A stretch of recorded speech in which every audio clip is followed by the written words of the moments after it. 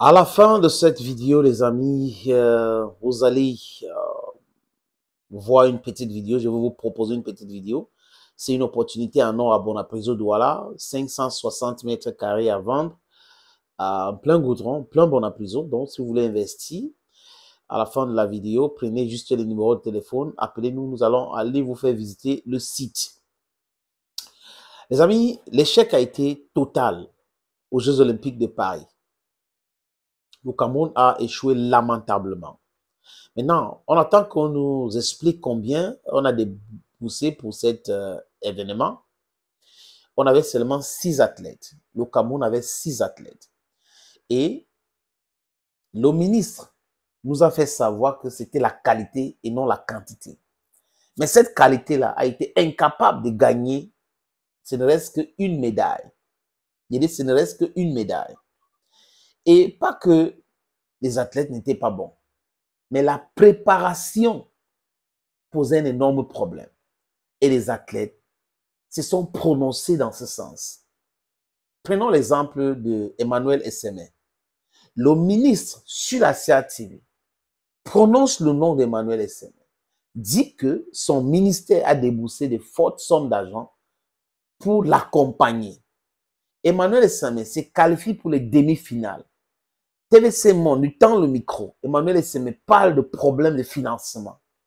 Emmanuel Essémé parle de problèmes de financement. Il n'a jamais rien reçu. Il n'a pas qu'il était en train de démentir ce que le ministre disait. Il présentait les faits parce qu'il n'avait même pas écouté ce que le ministre a dit.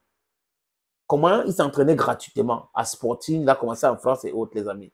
Donc, vous voyez que nous sommes dans tout, sauf ce qui est sérieux.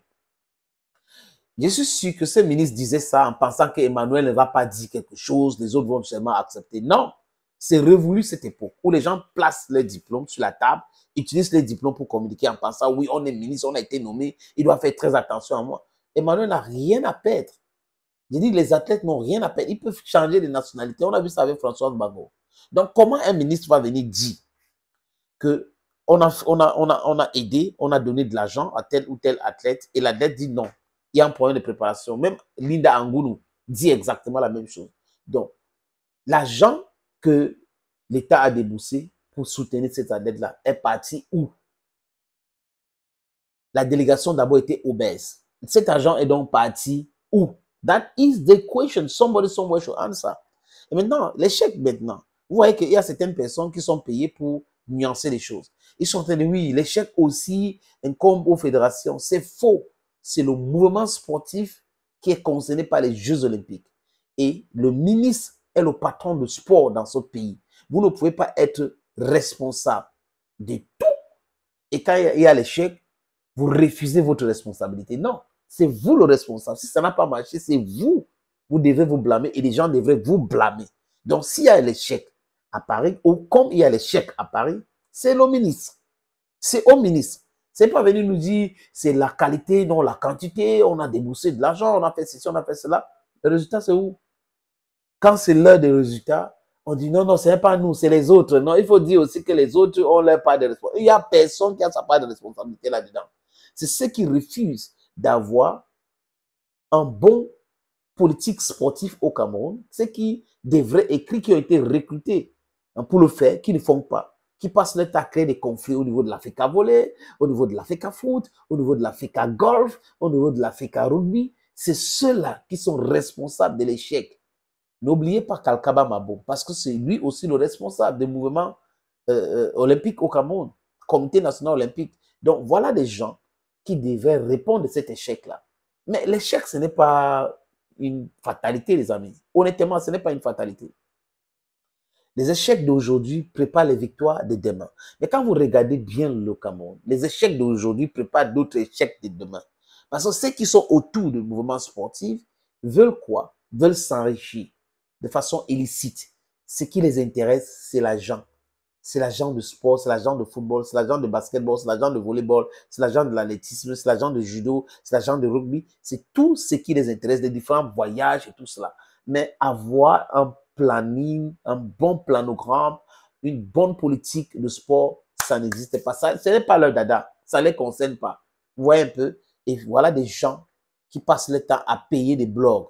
Voilà des gens qui passent le temps à donner de l'argent pour qu'on parle en bien d'eux, parce qu'ils veulent rester toujours dans leur position. Les amis, il n'y a rien de responsabilité partagée. Le ministre est responsable de l'échec. Parce que c'est lui le patron. Vous êtes le patron, donc quand il y a l'échec, c'est toujours vous.